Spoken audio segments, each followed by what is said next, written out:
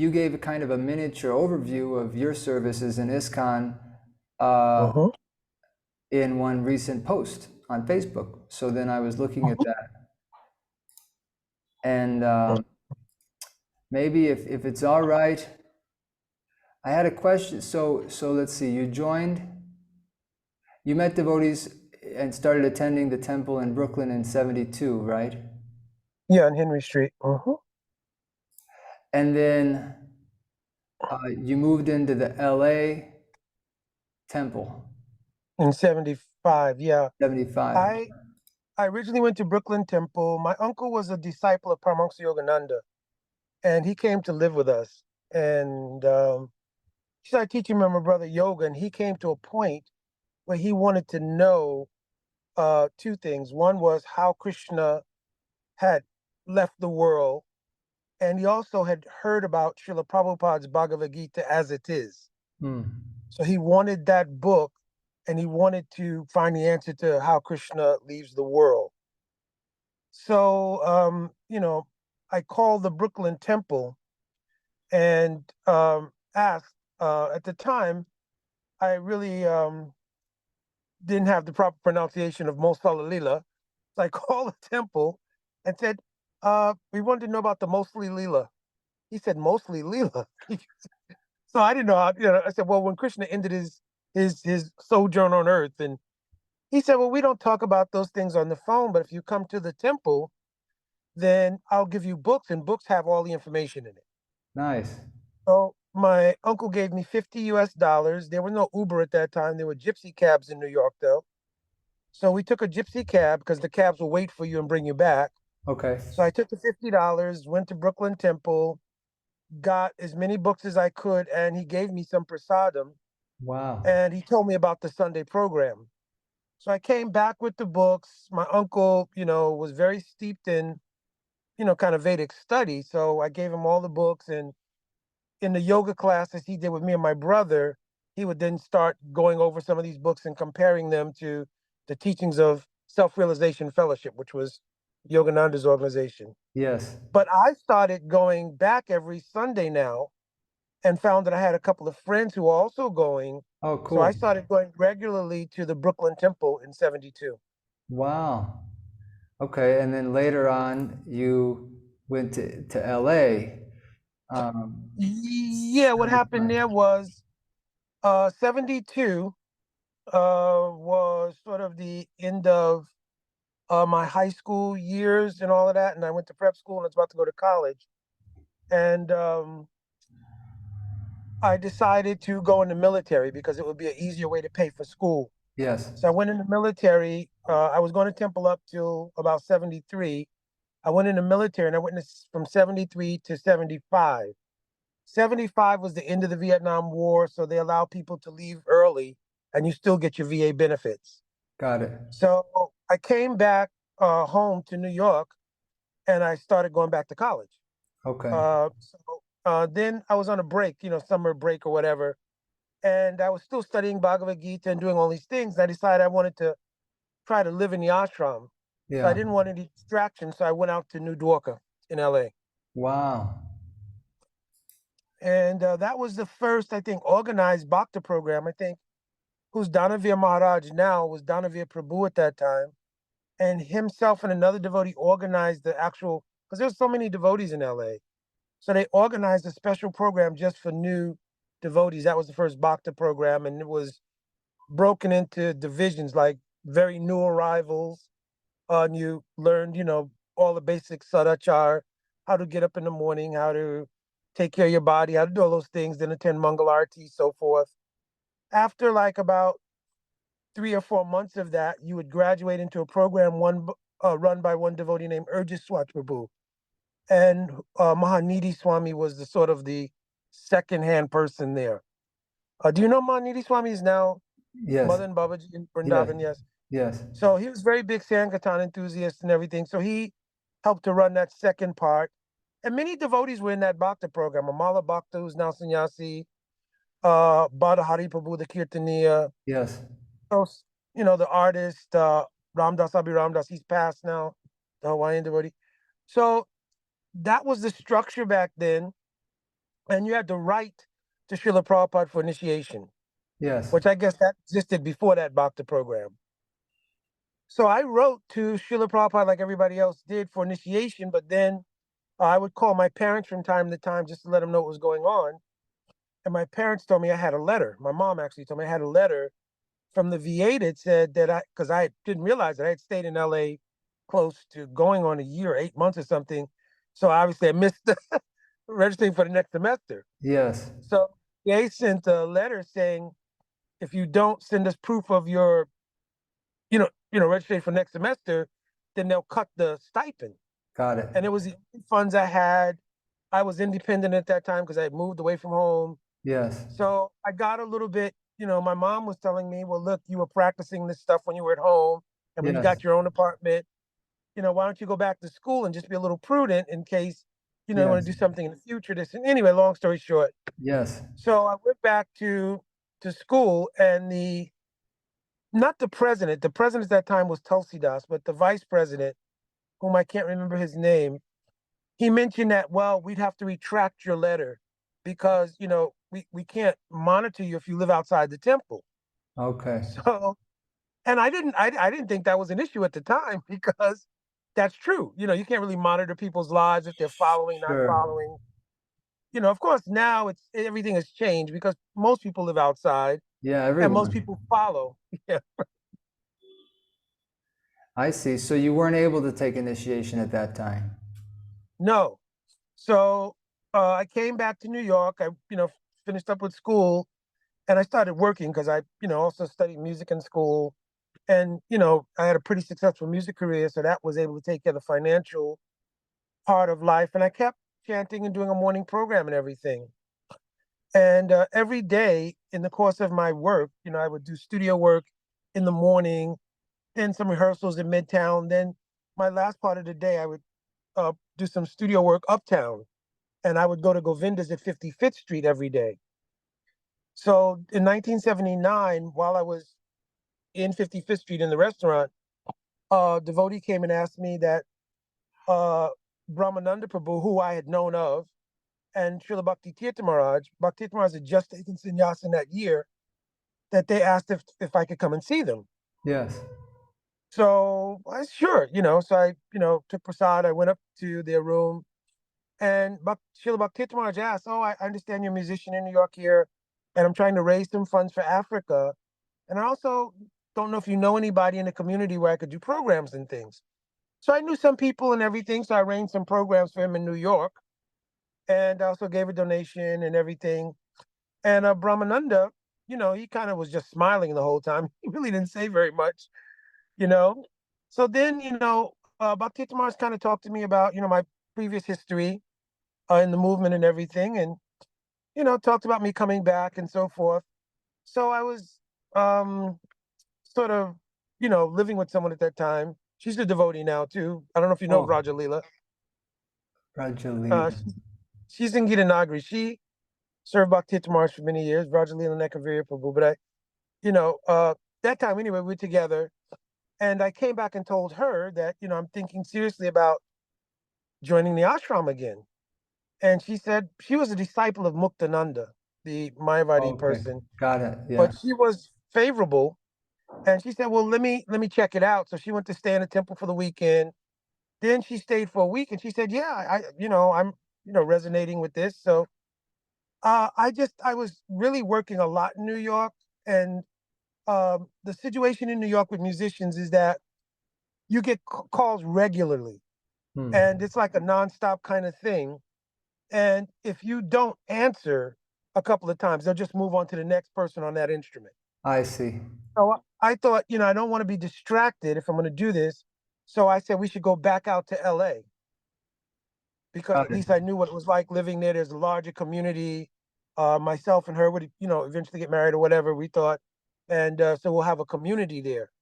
Yeah. And so we went all the way back out to LA, and it wasn't quite the same. This is So 79? this is in 79. Okay. So in the beginning of 79, we went back out. I went out to LA. I gave a friend of mine my instruments, all that stuff. And actually, devotees came to my apartment, took the furniture. So I gave all that stuff. And then actually, it's funny because a couple of months later, I saw my furniture and everything on the cover of Back to Godhead. Wow. And Yogeshwar Prabhu and his family had a article called Ideal Grihastha Life. Nice. So With it's your funny. furniture. That's Yeah, funny. my furniture. I said, wow, that's interesting. Anyway, so, but LA wasn't the same. Rameshwar Prabhu, who was obviously Rameshwar Maharaj at the time, was running LA. And, he's very enthusiastic, book distribution, everything. But the environment obviously was very different from 75 and the atmosphere that was there. Because in 75 is when they did the marathon to make Chaitanya Charitamrita. There was just a lot of depth of everything going on. Yes. And now it just seemed more like financial in essence. In other words, more book distribution, more money, more money kind of arrangement. Yeah. And there was echoes of some things in the air of the dissatisfaction and some disenfranchised Prabhupada disciples and so forth. But I didn't give much credence to that because I knew many of them, but it wasn't something that was affecting my life directly so much. Got it. But I thought I'm not really being enthused here. So I called Bhakti Tirtha Maharaj in Washington. He had just started a restaurant and a small preaching center in Washington, D.C. So he told us that, we should come there, that he felt that we would do much better coming there. So we came all the way back to Washington, D.C. And he had taken sannyas from Kirtanananda. Okay. And so he recommended to us, this is the oldest disciple of Srila Prabhupada. Yes. He's the most steeped person, all those kind of things. So we really didn't have a relationship with Kirtanananda. Basically, we came there to work with him, but he wasn't initiating at that time. Yes.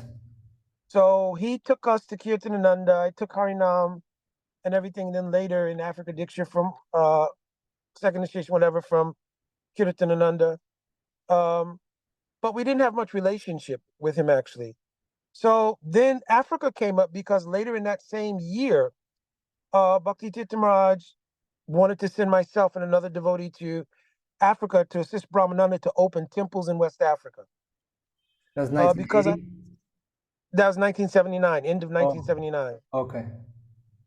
And Brajalila had come with me to the restaurant, but there was no room for anybody. I mean, it's a very small place they were staying in. No ladies could come there at that time because we just didn't have facility. Yeah. So it turns out the other devotee could not go. And we were supposed to go to Mayapur first to get fired up. But back at that time, there was a lot of what we call the change up. You're going to go to Mayapur, then I Africa, see. but never happened. I ended up getting $10 and a one-way ticket to Lagos. Wow.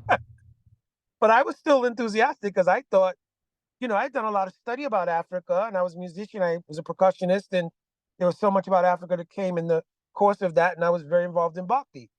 So this was like an ideal thing. So, I took it. I just prayed that I would get in because if you got there with a one-way ticket, they could send you back. I see. So, long story short, things worked out. I got in. I went there. Brahmananda was there by himself. Some other devotees had come, but nothing had really developed. It was just Brahmananda So Prabhu. just Brahmananda and one devotee who's now named Pujapat Shanta Maharaj. We're God brothers, actually. Okay. So, but anyway, I met him on the first day. He was Bhakta Martin. And they had come back from selling books downtown. And we had a small apartment, and Bhakta Martin lived in his own apartment down the block. And that time was pretty austere because we had no running water. We had to fill up a barrel, and the barrel we would use it mostly for like you dip a pot in, you take a bath, and you'd only flush the toilet if it was a second, not a urination, Got it. right? So anyway, it was pretty austere, but it was very ecstatic, the preaching part of it. So he let me do whatever I wanted to do. We had books. There were so many books which were donated by other temples that the books took up the whole living room, floor to ceiling. English books? So English books, yeah. There wasn't any translations into African languages then. Got it. So he said, whatever you want to do, preaching wise, just go for it. So I would go with Bhakta Martin. I had to learn how to drive a stick shift because I didn't know how to drive a stick shift. and we take this little van, Daihatsu van out, and we would pack up books, Science of Self-Realization, Life Comes from Life, books like that. And we'd go downtown near the post office, do a little bit of kirtan. I would speak a little bit about you're not the body, life is meant to understand the soul.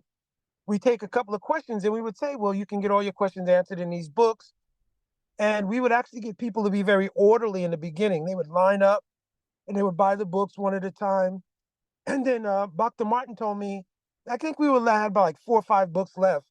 He said, okay, just put the box on the ground. We can go. So I was like, well, what are you talking about? He said, no, Prabhu, just put the box on the ground. We'll go ahead and get the car and we should leave. So I said, Prabhu, we can't leave the books here on the ground. What do you, because I didn't understand what he was saying. He said, Prabhu, trust me, please, please. So, anyways, I said, well, Prabhu, no, I'm not going to do that. So I said, this is our last few books. Anybody want them? And a fight broke out to get the books. Oh, no. Yeah, so that's why he was telling me just leave them and let people, whoever can get it, get it. Wow. Right? Because then a whole fight broke out. People were tearing at the box. And it was like a whole thing. Oh, man. So after that, I would do that. I would always try to keep people orderly. But in the long run, we just put a box down if there was 2 or 3 books left. And, people would just, be the same thing every day. Right? So, Would they give donations or you just gave them for free? No. People were paying for them. Wow. They were paying donations.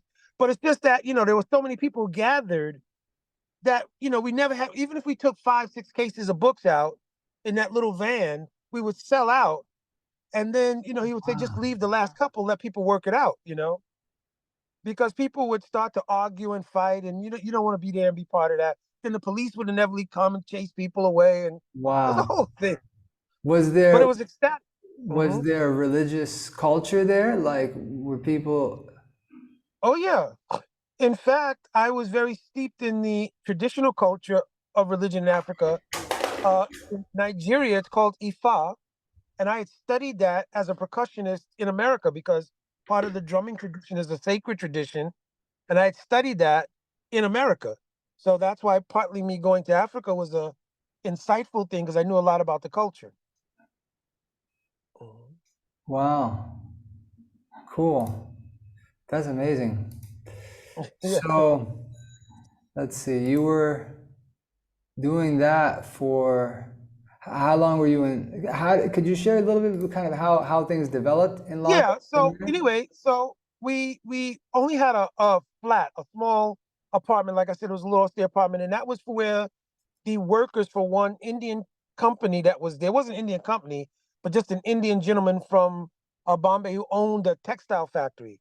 His workers stayed in those flats, and he gave one to Brahmananda to use. So we were staying in that flat, and Dr. Martin would come every day. We go on book distribution. Then I started finding other ways because right before I left America, was when they had the whole selling sets of Bhagavatam came out. I think Hangsa Dutta started pioneering this whole idea of selling whole sets of Bhagavatams. Wow. So we were doing that in America. We were selling whole sets of Bhagavatams in different places. So I thought I would try that in Africa. So I would go to house and I would try to sell sets of Bhagavatams. And then one day I drove out to a very exclusive area of Lagos and I saw this gated community. So I just waited till one car went in and then I just piggybacked in behind it and parked. And then I watched where the gentleman went. And then I went to his apartment and I knocked and I told him, listen, we're selling these. It's an encyclopedia of life that deals with all aspects of life. It's very rare to find something that can deal with the human psychology and emotions at the same time that deals with the cosmic arrangement and politics. And so he said, okay, first he wanted me to take something. And that was the one difficulty, is a funny story, is that like in India, they always offer you something if you go to visit someone. I see. So my thing was, I know that they eat flesh and everything. So I was like, it's going to be tough. So I said, no, thank you. He said, oh, you have to take something. It's our custom. So he said, we have these cola nuts. So it's like, I said, what is that? He said, it's a fruit. So I said, oh, that's fine. I said, just some water in the cola nut. So he came and he broke the cola nut into small pieces and put it there. So I took a small piece, took some water, and he bought a set. It turns out that building was the building where all of the Congress and Parliament lived. Wow. All the politicians for the whole country, when they're there in session, they live in those flats. Wow. So he told me, oh, my constituent from my same state is here. I want him to have a set as well. I said, oh, Wow. give me his name. So he gave me the name. I sold him a set. I only had like 4 sets in the van. So I sold those 4. And what I did, no, I sold 3. Then I took a couple of books out of the 4th set and I took orders from everybody else and told them I would return tomorrow and Wow. fulfill the order. And in each place, I thought it was safe. When they offered me something, I would take some cola nut. But what I didn't realize, cola nuts are like pan in India. Oh, Krishna. So by the time I got back to the temple, I was sweating. I was really hot. I had a headache and I was talking really fast. So then Brahmananda told me, listen, just take like regular apples or oranges or something. But this thing is like pan and beetle in India. It's an intoxicant, like. Anyway, so I was so hyped up and excited. I would go out there every day. I'd go on book distribution in the morning, come back a little bit early and drive back out to Victoria Island, it was called, and I would sell those sets of books. So that went on for some years. And then by the preaching, we didn't have any place to have a program. So all the programs were just outdoors, outside. Then we got a notice from the owner of the factory that they were closing down those flats. So unfortunately, we wouldn't have a place to live. So then myself and Brahmananda Prabhu, we had a meeting and we decided, it was just 2 of us at that time, we would just live in the van. He had a van. He had one big van and then the little Daihatsu van. So he said that, we would just live in the bigger van and travel and sell books and preach like that. Wow. So, but the day before we were packing everything up, because we had the Indian gentleman did agree to store the books for us in his warehouse. So we were in the process of transporting the books there. And one Indian uh, father and daughter came to where we were and they said, oh, we've been looking for you. This is on the day that I think we're loading our last load to leave. And Brahmana said, oh, well, how can we help you? Blah, blah, blah, and so forth. And they said, oh, we just got a building in one section of town and we're going to use it as a clinic because both of them were doctors. But the other half of the building we can't use. So we wanted to offer it to you to use. That was Wow. on the day we were about to move to live in the van. Wow. So we went out to see the building and everything, and it was fantastic. They had their clinic on one side and the whole other side of the building, which was separate. We looked at it and used it as a temple, but it was really dirty. So we cleaned everything up and we did everything, and it was 2 floors. So we just needed the first floor. It was just myself and Brahmananda, and now Dr. Martin is going to move in. So it's just the 3 of us basically. And then, do you know Ishwara Prabhu? Yes. He's in Vrindavan. I haven't met Then, him, but I know of him. yeah. So then, himself and another devotee named Shruti were the first 2 devotees to come and join there, and Omkar, 3 of them. They came and joined us there in that section called Ilupeju in that building. They came from And outside or they joined in no, Lagos? they came from outside. Yeah, they were new. So they just came from the preaching. Ishwar Prabhu, a one devotee named Shruti, and another devotee he's now named Omkar. But Got he it. was So a outside they were from, Nigeria. got it. Okay. Yeah, they were locally made devotees. Wow. So what year was So that you there's a got that famous building? picture. Yeah, there's a famous picture on my Facebook page of that building and Ishwar and many other devotees when they had first joined. So Wow. that's the backdrop of my Facebook page, actually. Okay, I'll find that. I'll pull that down. So what year was that? Do you remember what year you got that building? That was I think the beginning of 1980. Wow. Because we stayed almost 6 months in that flat, so maybe 80 into 80. Okay. And then from there, that's when the preaching started to boom. Many devotees joined. That temple became filled. We had many devotees going on Sankirtan. Now we had Harinam, we had all the regular programs. And now the big thing was we had a place to do a Sunday program. Yeah. So now many people started coming for Sunday program, and many of those devotees would join. Like a devotee would show up to the Sunday program, and I would usually give the lecture for the most part. and devotee would, some person that we met would come to the Sunday program, and then they would ask, um, "Oh yes, I read Life Comes from Life." So on page 78 in paragraph 7, it says this. And so I used to be like, "Well, I don't, I don't, I don't know the book like Life Comes from Life, paragraph 7 on page, you know." So I would panic, but then I would listen to the question, and obviously you'd be able to answer it. But that's how detailed the people were in reading the books. Wow. So they would come like that, and then a lot of people would come, and at the end of the Sunday program, they would say that they read that you can only accomplish bhakti with a spiritual master, and you have to surrender. So my things are outside in the taxi. Wow. Or they would ask you to drive them home to get their things. Wow. So that became a whole phenomenon. The temple really got full quickly. And now also other devotees from America could come to join. So Vrajalila came, another couple came.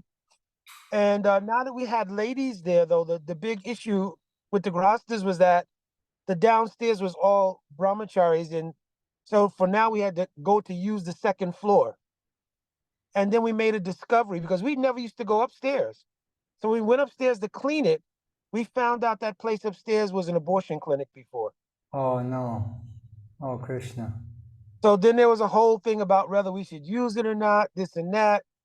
So then we had a big istagosti about what to do because should the Grahasta, should we try to find a place outside, whatever. So then Brahmananda said, no, listen, what we should do is we should do a really thorough cleaning, everybody, like a Maha cleanup. We should then take Nrsingade's picture and do Harinam through the whole building. So that's what ended up happening. So like that. So then the Grahastas moved upstairs, and we had the other devotees downstairs, and that was the beginning of the first real temple in Nigeria. Wow. Do you know what other kinds of preaching was going on in Africa at that time? Kenya had been established way back in the 70s. Yeah. I think Bhavananda, Brahmananda, Kavichandra Maharaj, Chayavana Swami, they had all gone in the 70s to East Africa, to Kenya. And one devotee named Jalakar was living at the manor in the UK. He used to come to make Indians life members of the society. Remember that life membership program? Yes. I don't know if you joined that time. Well, he was running it out of UK, and he would just come to Africa. He would make life members in different places, and then, obviously money and everything would go back to the UK. Yeah, got it. But that was pretty helpful because as we started spreading out to Pioneer, we had contacts now Yes. because we'd contact him and get contacts of who we could meet who was members of the life membership program. Wow. So that was also a big kind of preaching, but that preaching had been established, but it was pretty much dominated in East Africa by the Indian community that lived there, which was mostly Gujarati community. Got it. But West Africa was unique in that it was basically all local devotees. Yes. So that was, some Indians would come to the program, but it was mostly all local devotees. Hmm. So after Nigeria was established, we opened a couple of other centers. We distributed books throughout Nigeria. In 1980, end of 81, going to 82, Bhakti Tirtha Maharaj had come to visit, and he ordered that myself, Ma Mantra, and Rajalil at that time, that we should go to open a temple in Ghana because Nigeria was already going on and there were devotees there. And so we should go to open a temple in Ghana. So we left in, I think it was beginning of 82, to go to Ghana. And we went to Ghana and, long story short, went through all the same processes, got a small place, moved from there, got a bigger place, bunch of devotees joined. That Wow. was the second temple in West Africa we opened, was in Accra in Ghana. Wow. So that temple was really, really like a major thing for me, because give me 1 second, Prabhuji. Yes, bro. No problem. No problem.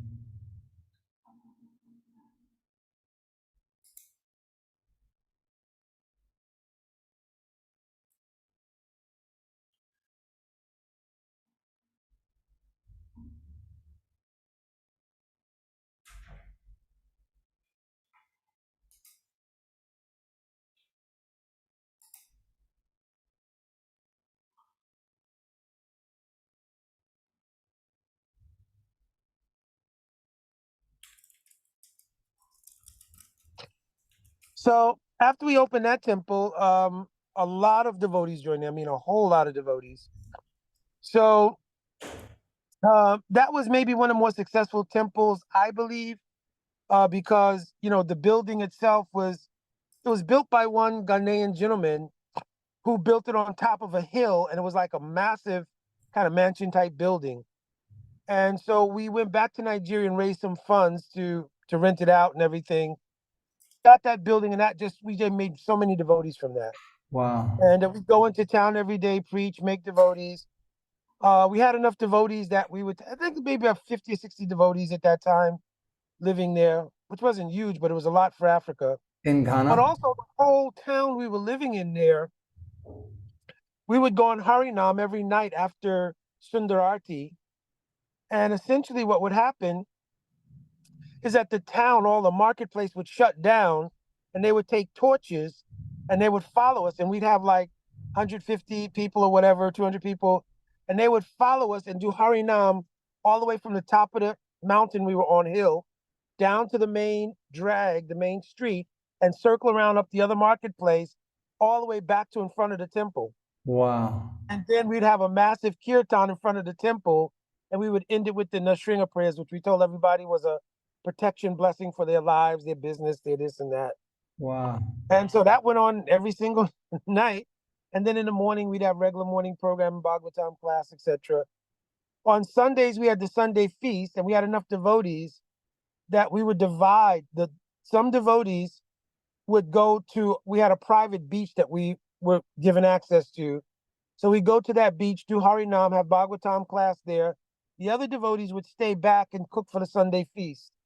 Then the next week, the group that didn't go would go to the beach, and the other devotees would stay back. Wow.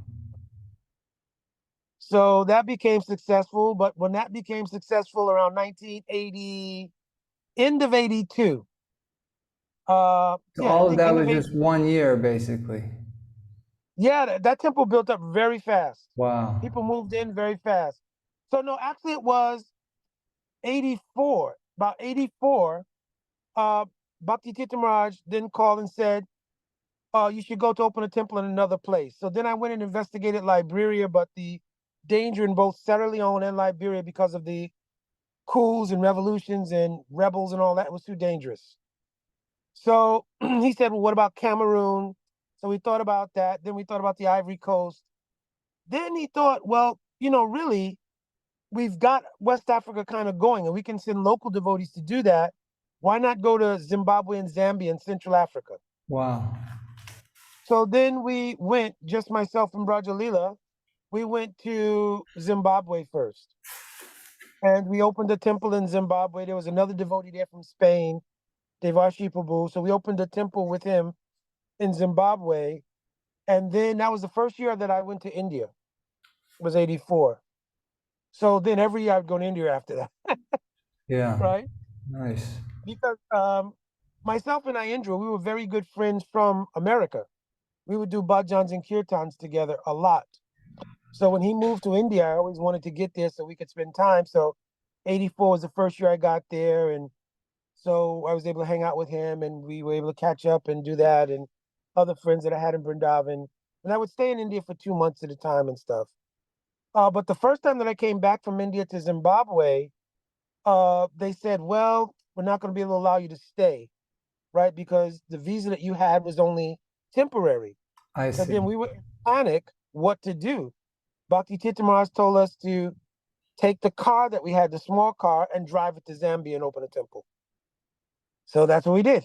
Wow. We just drove that car from Zambia to Zimbabwe, and we had one contact, which was from the Life Membership Program.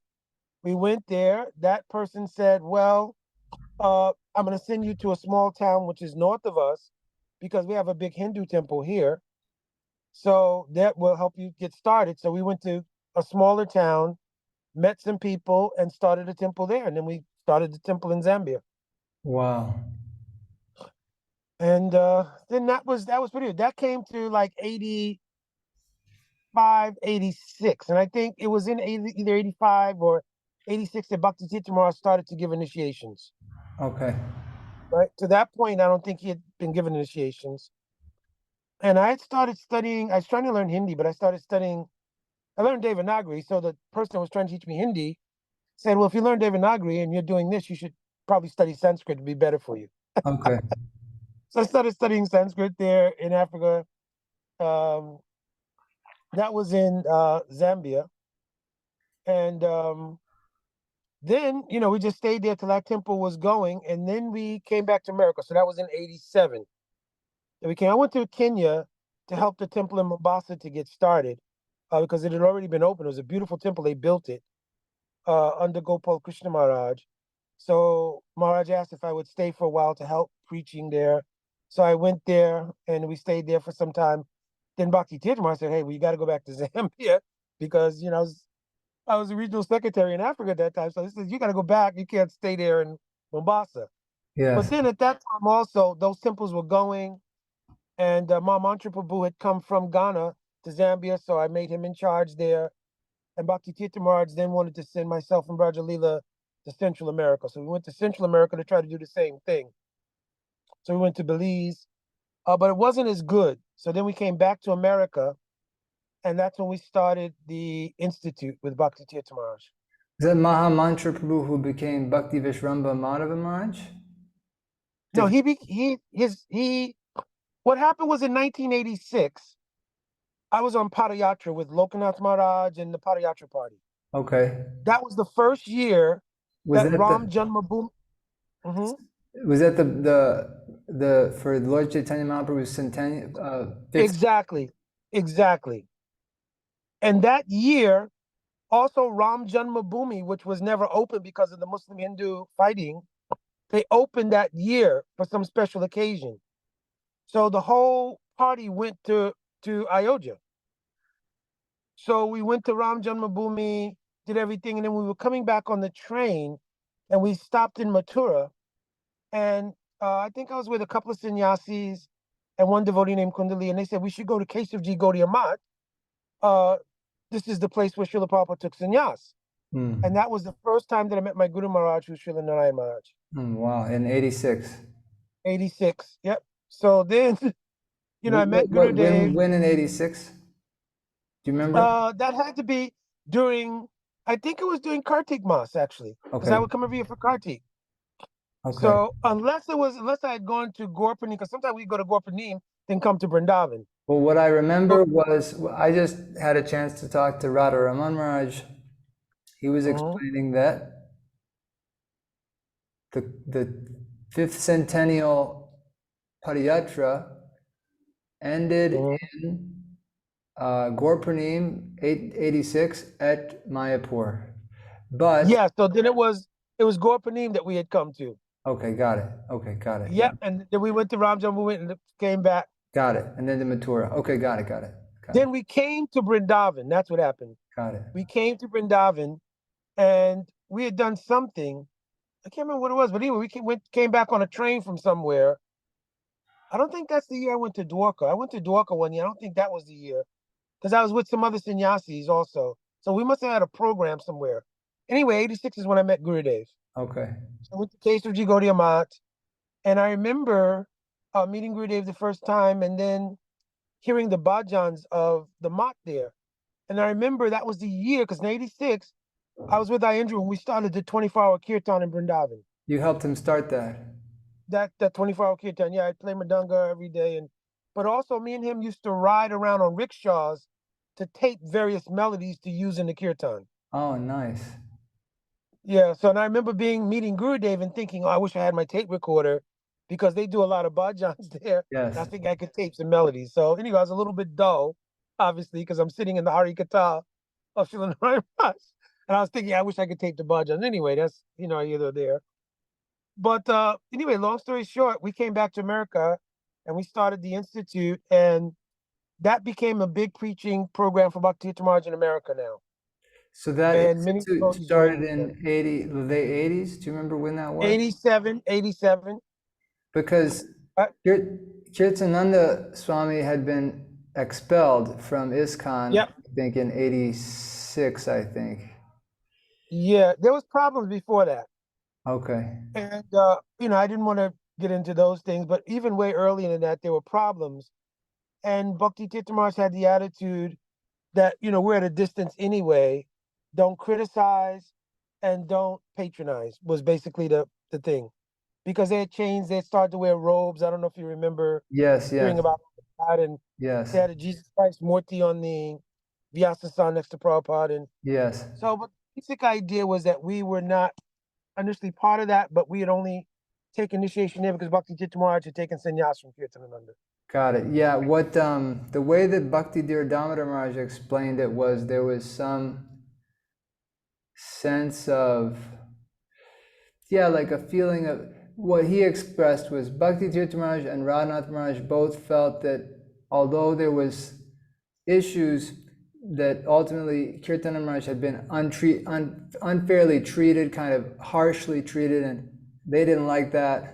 And also there was some loyalty there because they were sannyas disciples of Kirtana Exactly. Maharaj. Yeah. But anyway, then that was some of the most amazing preaching that they went on to do in that time period, both of them, Bhakti Tirtha Maharaj and Yeah.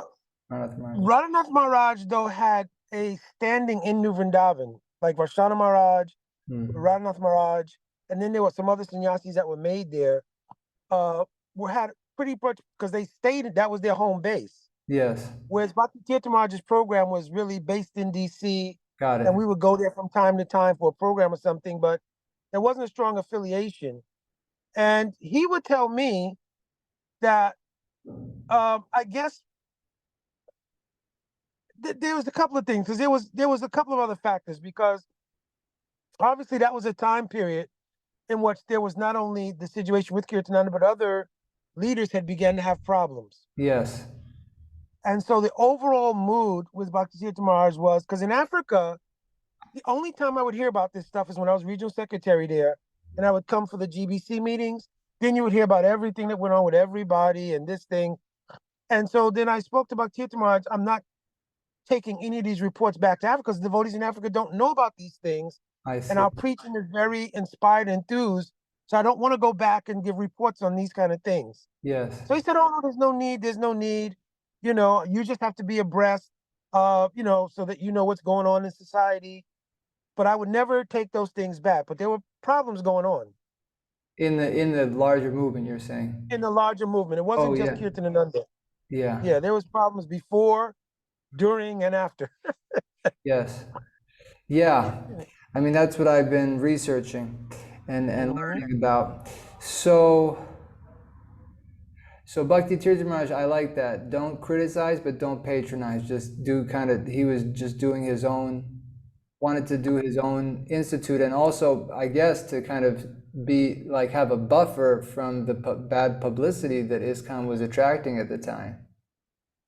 Yeah, because the main things started to revolve around the philosophical and sort of what appear to be deviations in the sadachar that was being practiced, the sadhana, and the way they were doing with English translations and this and that, and the robes and the chantings, you know, without speaking. Oh, just Bhakti Tamars didn't really resonate with that either. Got it. So he didn't really patronize. He would go to a festival there or something, but it wasn't. Main thing was he kept some separateness. Was the Got it. basic thing. But when the child stuff came out about some of the child abuse issues, he kind of really distanced himself. Yes. And I don't know the nature of his relationship with Radhanath Maharaj at that point. I don't think they ever were not close, but I just think time and distance and the battles in New Vrindavan itself for legalities and other stuff just didn't allow them the same kind of association. Yeah. Yeah, got it. Yeah, so, I heard but I that at think they were one all, point, I think it was around the time that there was this FBI raid in like 85 or 86.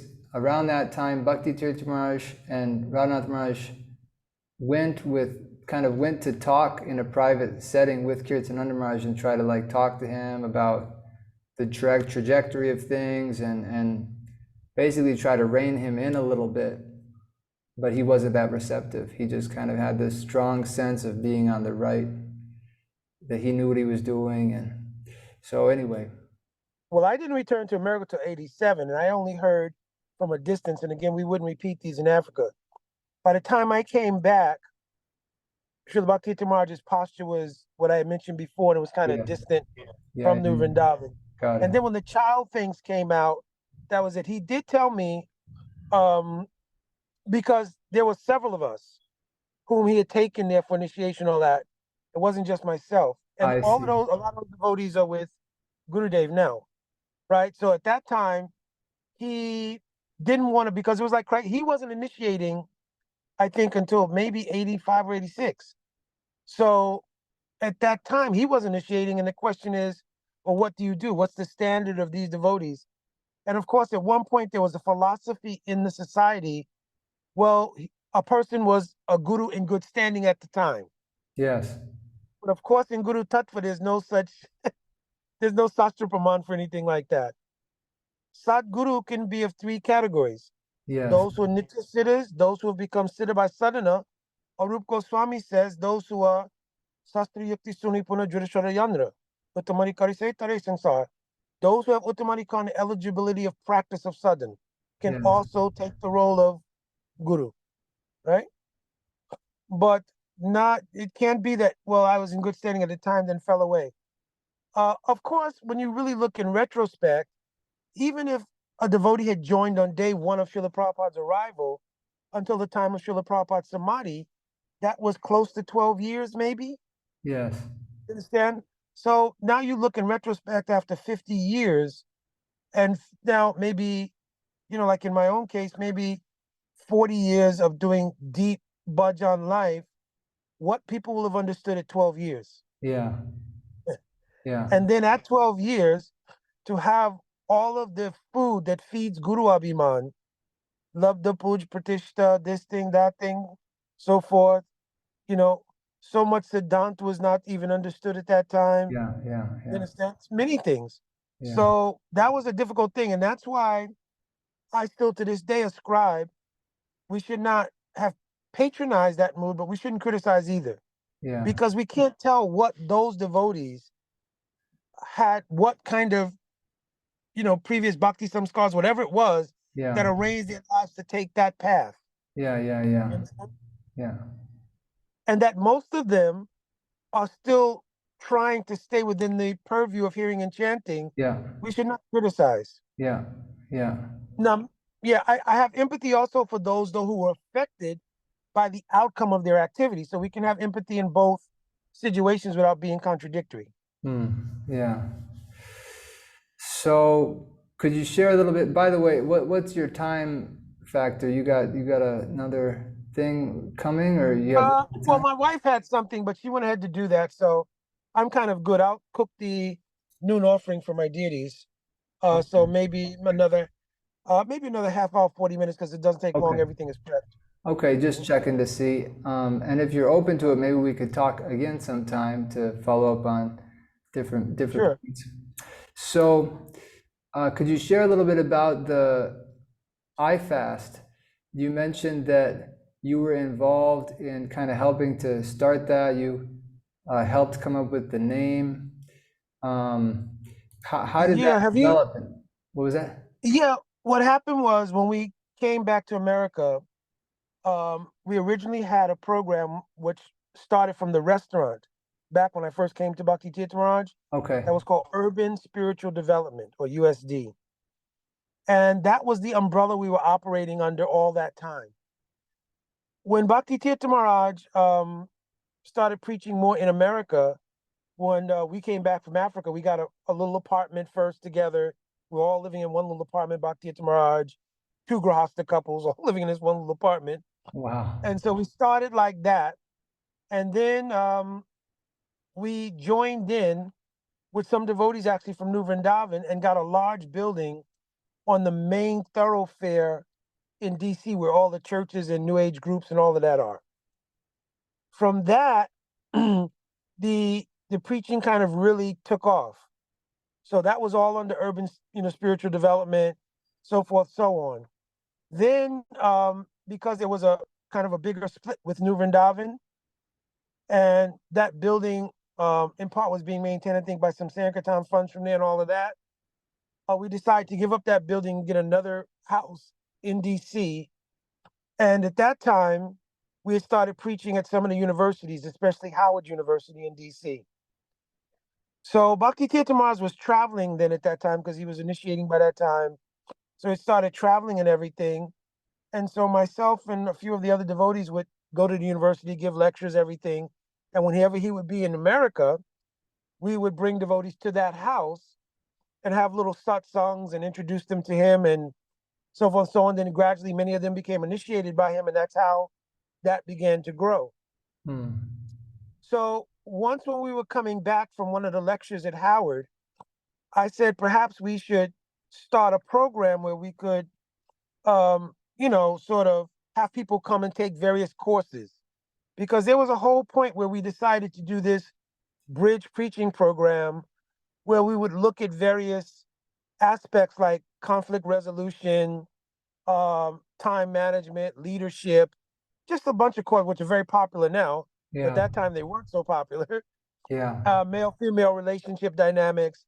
And we would put on courses in these things from a Krishna conscious perspective. Got it. So we did a whole bunch of research in the early days about that. Then when we were coming back from the program, I said, yeah, we should just start an institute, we'll call it. And then that name came to my mind, Institute for Applied Spiritual Technology. We were in a taxi coming back, and I mentioned it to Maharaj, and he liked it. Yeah. So he said, okay, that's a good idea. So we'll organize that, we'll incorporate it, blah, blah, blah. So we did that, and then we did the research. And then each devotee began being assigned a particular course to teach. Like, there's a couple of devotees who were psychology majors at Howard who had become his disciples now. So they were given the task to teach about dealing with emotional crises or something. Yes. Other devotees started dealing with conflict resolution. I was dealing with consciousness, the key to life or something was the title. And so different topics, and people paid for it. So this is how we would raise funds. People would pay and take those courses. And then as Maharaj would do more preaching on the radio and this and that, and especially in the African-American communities, things became popular because bhakti in this format had not been presented in the African-American community so much. So that became the initial base of patronage for all of this, was the African-American community in DC. Wow. So that was in the late 80s that got started. That's in 80, yeah, that's 88, 89, 87 to about 89. Then on 1990, it was kind of full blown, and we moved from where we were in the end of 90 to a huge place near Capitol Hill. That was on 9th Street, and that became the actual institute building. It was a 9-bedroom place or something, and it was huge. And so that became our footprint in DC, and that's where the institute really kind of flourished. So when you say courses, how was that done? You had they would all come like a center. You had like a. That was on 9th Street. We had the center. It began in the smaller house. People would just where come, and you'd have kind of they would come different time. days, different courses. Got it. And on Sunday, it was only later we actually started the actual Sunday program. Got it. Because almost for a year and something, I had my personal Sheila and my deities. Maharaj had a set of deities. But we didn't bring any of that downstairs until almost a year after we were preaching. Got it. So people would come on Sundays, but basically, if I was there, I would give a lecture. If Maharaj was in town, obviously he would give the lecture, or Braja Leela would give speeches sometime, or Madhava, who became Shanta Maharaj. And then we would have prasadam. And that was the program on Sundays. Kirtan, we do a little kirtan, and then prasadam. Do you have any When we moved to memories? 9th Street, when we moved to 9th Street, it was really organized, and the programs were on different days, and you come for classes. By that time, I'd also gone back to work in the police department. I joined the police department. Okay. So I took that money and I got a house next to the house that was the institute, and we would do some programs in my home as well. Okay. Do you have any memories of Mother Yamuna at that time? I think she visited DC around that time, but maybe there wasn't an overlap. I remember her visit, but I think only briefly. I don't remember details of her visit. Okay, no Yeah. problem. Just thought I'd ask. So, let's see what else here. So, at what point did you start to get connected more with Srila Narayan Maharaj? So after 86, I came back. I always kept the impressions, of wanting to write to him. I didn't start really writing to him until around 90. And from 90, I started writing to him. And I was getting some tapes and some books. I wrote to him. He wrote me back on those little blue aerograms that are in India years ago. And we kept communication, but he had no plans to travel to the West or anything. Yes. And were you going to Vrindavan? at that time, we were doing the institute, and I was working now, so I couldn't go to Vrindavan every year now. I see. You understand? So I was writing him, and he was writing back. I'd ask any of my philosophical questions. He would answer, like this. And this went on from 90. And then in, I think, around 94, 95, I planned to take leave and go to India and everything. But then something happened. I couldn't go.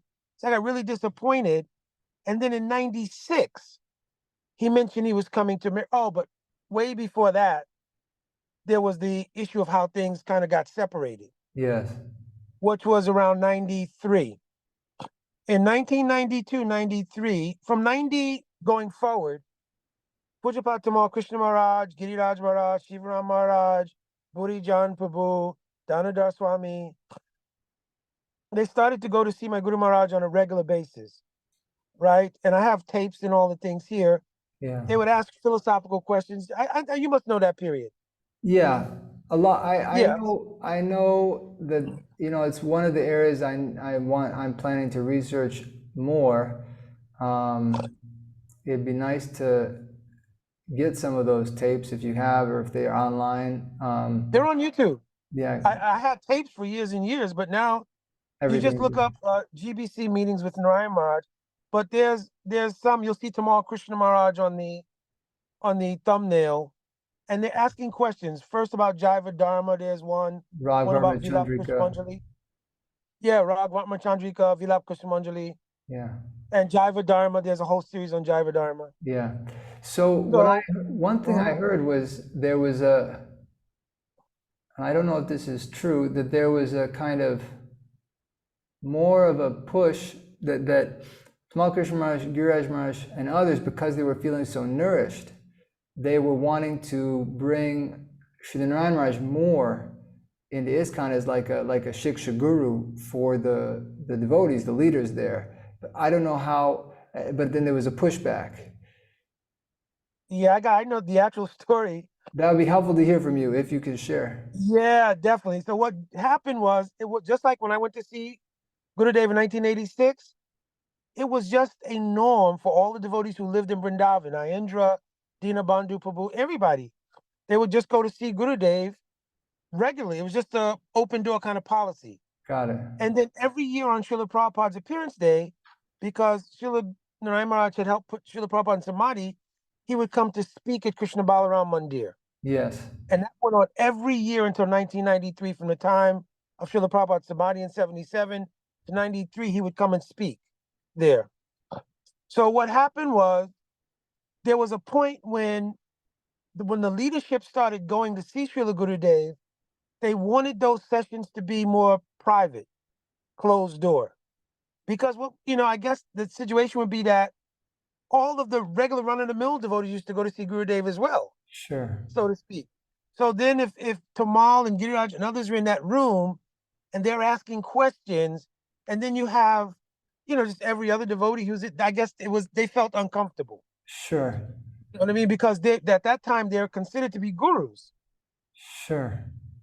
So, but the thing was, my Guru Maharaj felt a little bit like, well, all these devotees have always been coming, so maybe we can find other ways to have private sessions. But like when you come to the mat and everything, because in Gurudev's room, I used to see, it's like all the Mathuravasis, everybody just pops through there anytime, pay their obeisances, talk, they start this whole thing. So it was difficult. So then when Tamal and Giriraj and them started to have private sessions, then other devotees couldn't go. I So see. that created a little bit of a murmur, an undercurrent in the temple in Vrindavan. I see. When that undercurrent started, other leaders then started to say, well, hey, this is causing a little bit of a problem. Tamal was kind of the leader of that group that was going, and he pushed back that, well, yeah, but Srila Prabhupada said, because Srila Prabhupada told him, if you have philosophical questions, you should ask Srila Bhakti Rakshak Srila Goswami Maharaj. And also he asked Gurudev, Srila Maharaj, to help the disciples. So they brought those points up. Everybody understood it and agreed to it. But then they said, but when you go there and you want private sessions, the other devotees are complaining. Then many times when they were in Braj during Kartik Mas or anything else, they would be with Gurudev and they wouldn't be there for the programs like Guru Puja, I see. other kinds of things. So then those in leadership who weren't particularly going to see Srila Gurudev, that became a point of contention. And some of that contention was years of contention that they just had anyway in the leadership of people who maybe didn't so much resonate with Tamal Krishna Maharaj and vice versa and this and that. I see. So it came to a point where then they had a meeting. The GBC had a meeting on it. And they said, well, we need to find out more facts, but right now you should try to curtail your going. So Tamal and Giriraj rebelled against that idea. I see. And they came up with I have the book here still, of all of the sayings of Srila Prabhupada, that they should go to Guru Dev and this and that. And that became a big thing. Now, an interesting thing is, Lokanath Maharaj became the liaison for the GBC, and they had a meeting at our center in DC. Lokanath Maharaj, Bhakti Tirtha Maharaj, Giriraj, and Tamal. And I was there. And because we were with Gurudev at that time, this is 92 going to 93, we were already with Gurudev at that time. When Tamal and Giriraj came, Giriraj gave me the book and gave another copy to Shanta Maharaj and, was saying we're doing the right thing or whatever. And I remember Bhakti Tirtha Maharaj saying, because I think he at that time was a little bit on the opposite spectrum of, he was kind of being neutral, but he was kind of leaning towards, well, this may be hurting ISKCON, this division. I see. So anyway, they had the meeting upstairs, and I remember they came down, and in a lot of meetings like that, Bhakti Tirtha Maharaj would either call me up and tell me what happened, which he did afterwards, but sometimes he allowed me to sit in, but he didn't this time. And when he came down, they got back in the car wherever they were staying, and Bhakti Tirtha Maharaj and Lokanath Maharaj spoke for a while. Then Bhakti Tirtha Maharaj says, I don't know if they've really in their hearts asked Prabhupada about this, because he felt that it was making some division in the society, which it was. I see. But then, long story short, what happened was in 1993. Can I just interject for a second? Sure. The basis of the division, was it those who felt inspiration and faith in Srila Narayana Maharaj and those that didn't? Was it kind of as simple as that? Yeah, it was really simple in the leadership, because it did in the mass amount of devotees. A lot of devotees were always going there. Yeah. Mahanidi Swami, everybody used to go. So this rift was really in the GBC and the leadership. Got it. Because you had Tamal, Giriraj, Shivaram, Danudar, Burijan. Sachinanda Maharaj, Bibi Govinda Maharaj. Sachinanda Maharaj not that time. Oh, okay. Later, maybe. Yeah, he started going later. Got it. But that prominent group was that first group. Okay. And but Tamal was very powerful in this movement, obviously. Yeah. Then there was the pushback from that segment of growing devotees who, because remember the hierarchy started to change with, in 86 with Vrindavan, yeah. And Ravindra Swarup and others became GBC gurus, etc. So they were pushing back against it. Hridayananda Maharaj, others pushing back. I see. So then they gave them an ultimatum in 93. They said either you give up your disciples or you take, whatever. And so at that time, Tamal and Giriraj, they decided to just try to go privately. Everybody just do their private thing. And Shamarani as well, Jadharani, and Vrindavan Lilasini, all these older females as well. And so they all decided to just go privately and so forth. So that went on for a little while. But in 1993, Bhakti Tirtha Maharaj was the vice chairman of the GBC that year. They passed a resolution that nobody should go to see Srila Narayan Maharaj at all, and that he could no longer come to speak at the appearance of Srila Prabhupada. And the amazing thing was they didn't inform him. So the argument was going back and forth, Oh and no. Guru was waiting at the mat at the time of Srila Prabhupada's Tirobhav for Tamal and them to pick him up, because every year they would pick him up and bring him and Oh take him back. no. Oh no. So he was waiting and waiting and waiting, and nobody came. He never knew what happened. So it wasn't until a couple of days later he found out about the band and this Oh and that. no. And he couldn't understand it. He was trying to, well, what have I done? What happened? Did I say something that? And it really had nothing to do with him. It had more to do with the rift between the leadership. I see. I see. But then what happened, just as another note, then when Tamal and Giriraj continued to go privately, then Gurudev became a little upset because he thought, well, why is it like this? Right? I was so very close to Srila Prabhupada, Srila Prabhupada. I personally put him in samadhi, and he couldn't digest why this riff was there and the band was there and this and that. So, he told Tamal them, y'all can continue to come, and what I will give you can share with the society, so forth, so on. But then it got to the point where there was if you go, you're out sort of thing. So of course that affected us as well, because by that time we were with Gurudev. Yeah. I was no longer allowed to give classes at the institute, so forth, so on. So that affected myself and my mantra, Sanatan Prabhu and others, So of course I was living next door outside, and I had my own income, everything. So I was not affected like some devotees who were living in temples were affected, and suddenly they were, sort of disenfranchised. That was a big rift, 1993. Wow. Can I rewind and ask you about when Kirtananda Maharaj started to show issues? How was that for you personally? Was that difficult period, or were you kind of just very stable because you had already done so much service and preaching in a very different part of the country? You just weren't as so affected. I mean, a very different part of the world.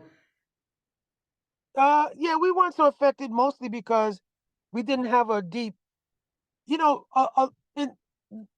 first, a lot of the idea of guru-disciple relationship in ISKCON, remember, it started from zonal acharyas Yes. and so forth. So, and then after that, it just, whoever you meet, and so like this group, everybody's friends, and he's very good, and it became like that.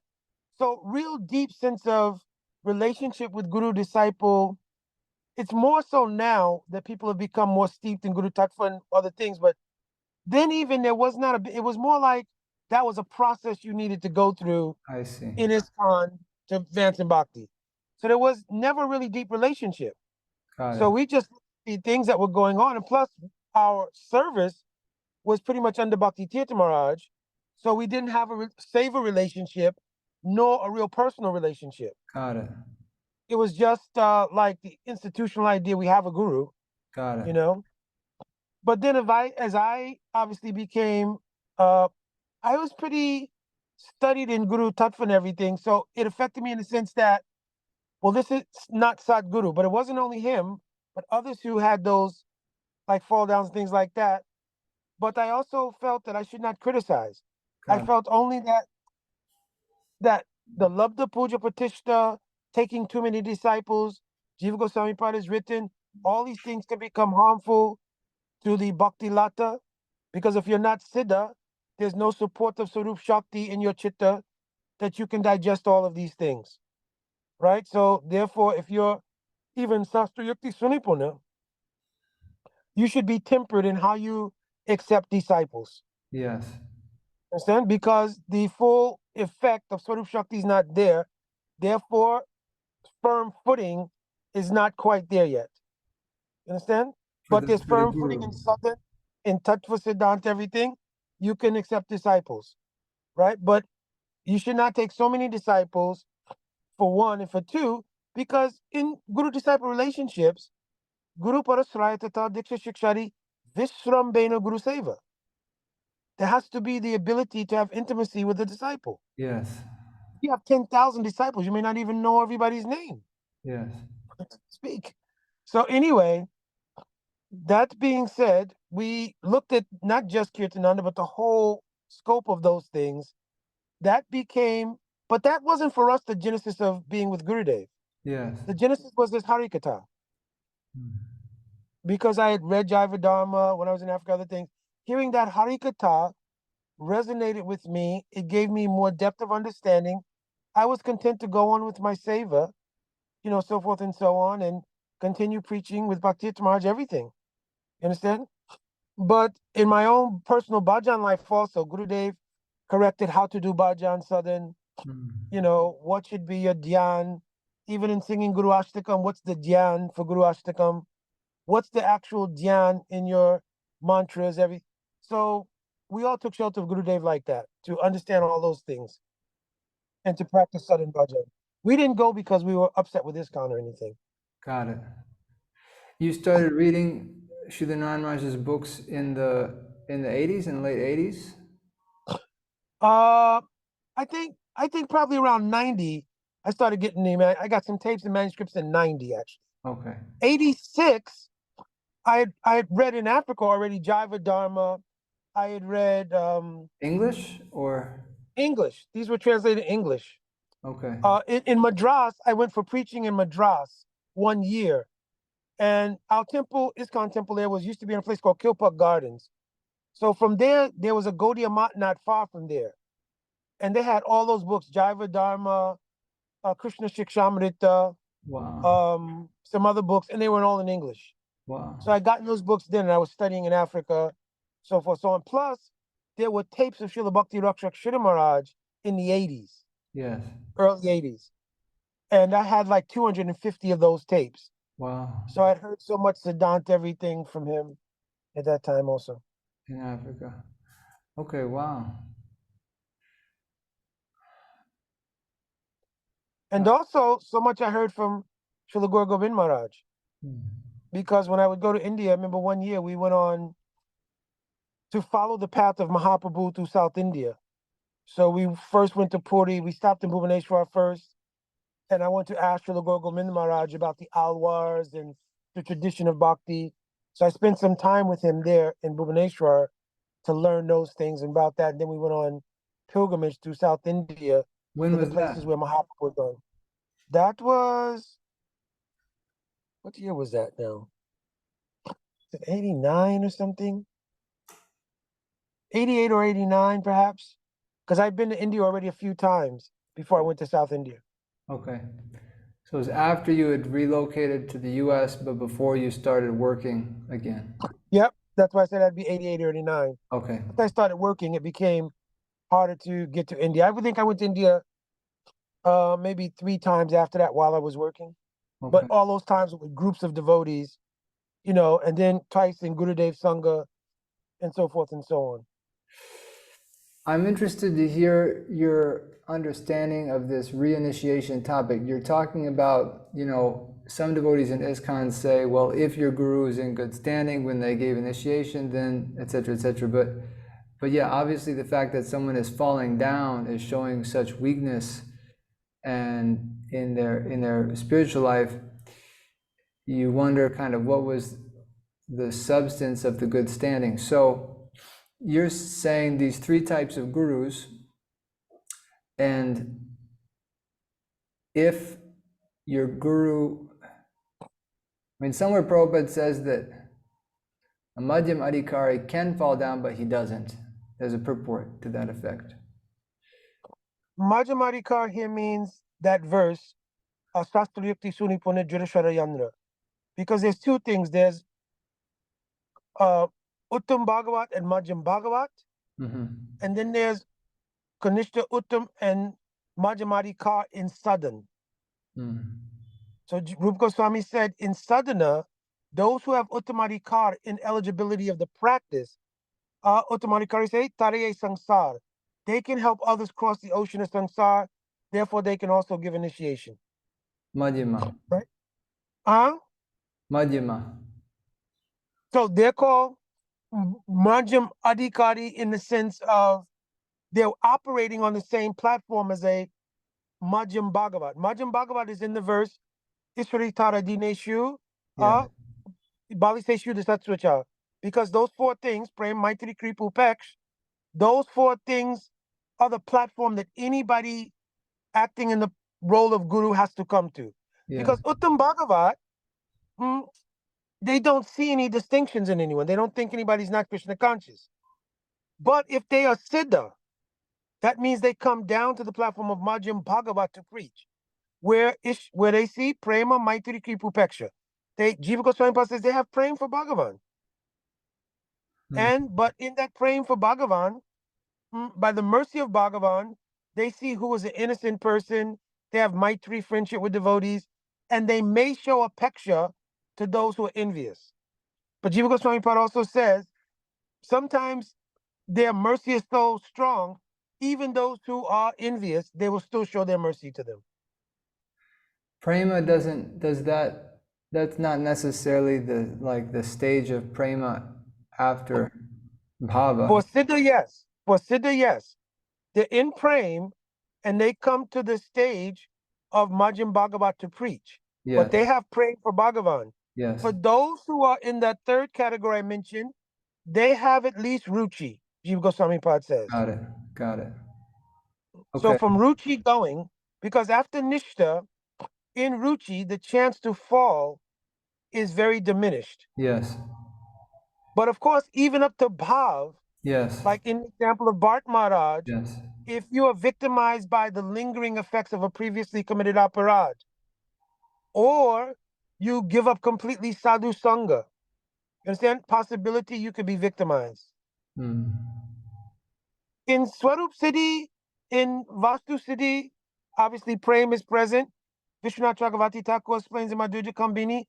At that time, the clearing of any anarthas is adyantic, means there's no possibility to fall. In Bhavavas, it's purna.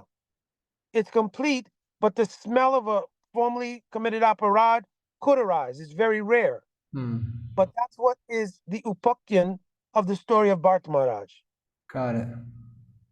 So you're saying that if a guru falls down, reinitiation is recommended. It says first in Hari Bhakti Vilas, one should approach the guru, inquire about, in a humble way, the difficulty, and they can wait to see if there's reformation. Yes. Because being victimized once by something is different from having a state of being fallen, in which you cannot control the impulses of material energy. Yeah. If that guru rectifies, you understand, that was a victimization due to any lingering Vishai or anything that may have been there in their chitta. If there is a pattern and there's philosophical deviation, and there's also they're not Siddhantavit. You understand? Because you have to be Siddhantavit, because what happens now is sometimes there's an idea that there's some devotees who are scholars and then other devotees are different. Every devotee has to understand what is Siddhant. Yeah. That onus is on every devotee. Yeah. So how can Guru be Guru if he's not also Siddhantavit? So if you have the combination of not being Siddhantavit, also being weak, because the influence of Swarup Shakti is not strong enough on your chitta, means it hasn't really attained the stage of Ruchi. You understand? One accidental fall down, this is covered in Api Chetsu Duracharo. Yes. A overcoming of Vishai and a continuum, and then the rise of duplicity in that regard, that's a different thing. Yes. In that case, Sastra says that one should, what is that verse? One verse is there. Oh, Punar Vidi Sabyak Vaishnavad Guru. Punar Vidi, according to Vidi, Punar, one should again take Diksha and Harinam from Vaishnav Guru. That's in beginning. That's in Hari Bhakti Vilas. No, Hari Bhakti Vilas, different verses there. Guru, no, that's in Hari Bhakti Vilas. in Mahabharata is the verse Guru Api Avalipta Karima Karima Jnanata. Is in Shanti Pava Mahabharata. This is in Hari Bhakti Vilas. That one should again take from a Vaishnav Guru. Because remember that Sastra says the mantra is the Guru. The mantra is Sakshat Guru. Understand? And that the Guru is Sakshat Hari. So that mantra is the essential realization of the Guru. Understand? So if we will hear Nam, Nam is very merciful. Understand? If we'll hear Nam, is one thing, but to hear the Diksha mantras which give relation to Nam, then some understanding even of one's own relation has to be there. In the stage of Ruchi, some glimpse of the Ruchi of your Seva Abhishta is there. Understand? Yeah. If that has not come yet, the Sambandha Gyan has not come, because the Diksha mantras, they give Visay Sambandha Gyan. So it's possible to take Diksha for many lifetimes and not understand the Sambandha Gyan. It's in the life that in your bhajan, you understand what is my Sambandha Gyan. That's given at the time of Diksha. But it resonates when also your bhakti becomes mature enough to digest it. If that has not happened, it becomes difficult to practice bhajan with a sense of Sambandha Gyan, and therefore becomes difficult to advance to the stage, especially of clearing all anatas, because many anatas are connected to the upadi that we have. Yes. You know the word upadi? Yes, Prabhu. So to the upadi we have, part of the upadi is I'm Hare Krishna. I'm a husband, I'm a father, this is my name, this blah, blah, blah, and I'm a Hare Krishna. Yeah. You understand? So much of our ahankar, false egoism, everything is based in that thing. So until some revelation of Sambandha Gyan starts to emerge from what you hear at Diksha, you cannot relate to an identity except Dasosmi. I'm the Das of Krishna. You understand? Yeah. So you act according to that much you understand. So I'm doing that, I'm practicing bhakti, so forth and so on. But if the growth of specificity regarding your dasitwa doesn't come, there'll still be so much influence coming from the upadi you have. Because remember, being a das of Krishna takes specificity that gives me an identity as a das of Krishna. If I don't have some semblance of understanding of that, then my practice in bhajan, how I'm hearing, how I'm chanting, it will only relate to the fact that I'm not the body mostly. Yeah. I'm the Das of Krishna as my constitutional identity, but I don't have just like we could say, if you met somebody and you said, I'm human. Okay. But what's your name, Prabhu? Where are you from? Yeah, etc. You understand the difference? Yes. So in the same way that I'm Das of Krishna is a constitutional reality for everyone, whether they know it or not. Yes. But when you start to do bhajan life and you receive Diksha mantras, Jiva Goswami is told, Divya Gyanam Yanta Shimanti Mantre, Bhagavat Surup Gyanatena, Bhagavat Sambandha Visesh Gyanangscha. In that mantram, the seed of your Sambandha Gyan means your specific identity as a Das is embedded. The idea is when you come to understand that, then how you hear, how you chant, all is based on that. Yes. Just like you have two devotees who are reading Srimad Bhagavatam. Srimad Bhagavatam has 5 different levels. Samanyan, Guya, Guyata, Guyatam, Sava Guyatam. Now, if you are practicing to obtain Braj Bhakti, which is in our line, that's pretty much what it is. Yes. But when you read that Krishna speaking at Kurukshetra to Arjuna, you could read that in a number of ways. I'm understanding I'm not this body. But if you read from the point of view of Sambandha Gyan, of an aspirant to be a Brijabasi, you'll read that Krishna now has returned to Kurukshetra, having met the Brijabasis there during the solar eclipse. Krishna is undergoing great separation mood at that time. Krishna's separation mood, because Arjuna's heart is tadatmic with Krishna, Arjuna has become bewildered due to Krishna's separation from Braj at that time.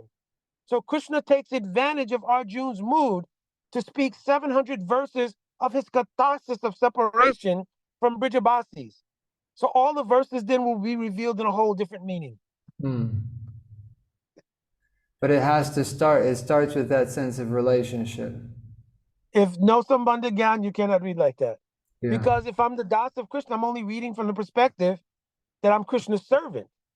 But I'm a servant in Dwarka, servant to Lord Ram, servant to Narsingh Bhagwan. Yeah. So, in other words, the idea doesn't take specificity, so my practice doesn't take specificity, so it does not effectively give back a result specifically. Yes. It gives back a generic result. Yes. Got it. Very nice, Prabhu. Thank you. I hope I haven't gone off track, but not at all. No, I asked you that question. Because it's an important part of the history and the culture is the guru-disciple relationships, and also this concept of reinitiation. So it's something I'm going to have to deal with in the book. And so I wanted to hear from you about that. So thank you very much. Well, maybe we could conclude there, and then if you're open, we could schedule another time, and I may just ask a few more kind of biographical questions and maybe go back and go into a few other things you mentioned. Like, I'm especially interested to hear any memories you have with Ayendra Prabhu, and then maybe getting more from your life after 95 or so, which is kind of where we left off. Yeah, we could do that. And then maybe the section after my retirement from working and everything and picking up bhajan. Yeah, more recent. Yeah. Yeah, because that covers sort of the reemergence. See, I never was sort of out of ISKCON, so to speak. I always had friends and relations, so I never had bad experiences like feeling like that. Only 93, which is why I put it in that post. Yes. When the first band came out, so to speak, and I was part of that situation. After that, I never really experienced it. You know, I continued to preach and study and mostly do bhajan through that period. Yes. And then after retiring in 2006, and even before that, I was doing traveling and preaching when I could.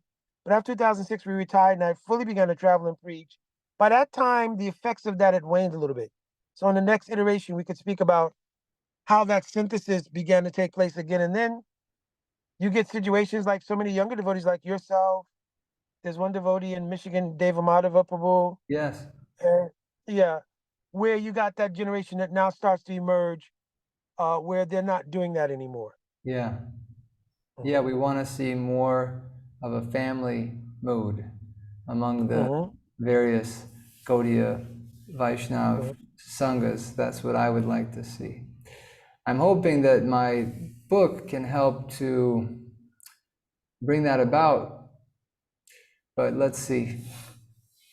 I think so, Prabhu. I think people having a chance to read it, and I think like David Madhavi, yourself, many other younger, sort of very vibrant, you know, deep devotees, you know, because you have many devotees in the younger generation who were pained and scarred by events that happened to them. And so for them, it's like a real getting over the hurdle of the pain and suffering they went through. Yes. And devotees like yourself, Deva Madhava, who may have come a little bit later in the process, but took to it very deeply, have so much of a holding of the future of the movement in a broad sense. So that's my whole enthusiasm. Yeah. All right, Prabhuji, I got a call coming in. I'm going to go ahead and take that. Hare Krishna. Haribol. Thank you, Prabhu. Haribol. Dandavat pranam. Haribol. Jai Prabhupada.